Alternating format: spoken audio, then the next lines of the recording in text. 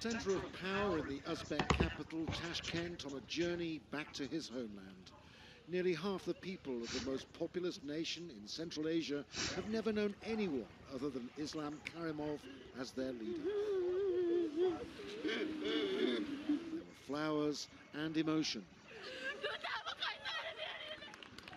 Yet in his 27 years of power, 2 of them as a Soviet leader, Karimov allowed his people little in the way of freedom of thought and expression. They were very few. Torture and repression.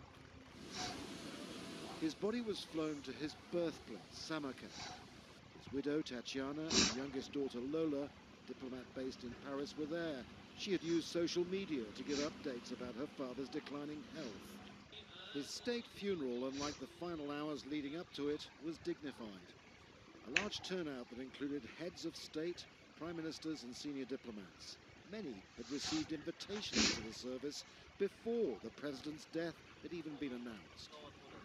Whatever the cause of the delays, it was undoubtedly the state's security services in firm control of events.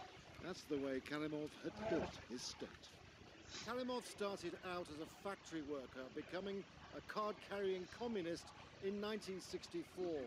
He eventually transformed himself into a ruthless authoritarian of Soviet politics in the 20th century. He moved on in 1991 with independence becoming more and more powerful, banning any political opposition, snuffing out any dissent, no matter what the human cost. After the period of mourning, there won't be any visible change in Uzbekistan.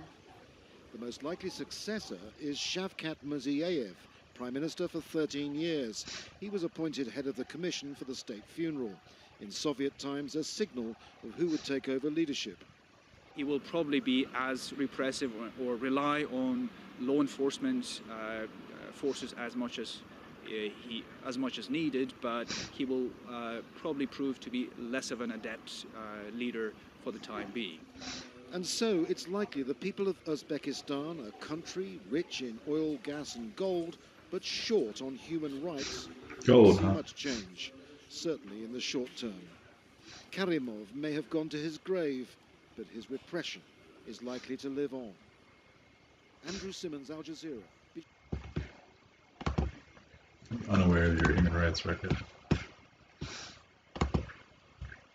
Veteran President Islam Karimov has been buried in the city of Samarkand following his death earlier this week at the age of 78. Saturday's funeral came amid continued uncertainty over who will succeed him. The Uzbek government only officially announced on Friday that Karimov had died following a stroke. For the moment, the ex-Soviet Republic's longtime Prime Minister, Shavkat Mirziyoyev, who was designated mourner-in-chief, appears to be in pole position to take over.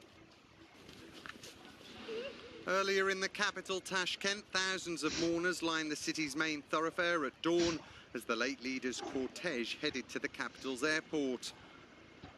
Accused by critics of harshly repressing dissent, Karimov's death has raised fears of a power vacuum in Uzbekistan, which is seen as a key player in the fight against radical Islam in Central Asia.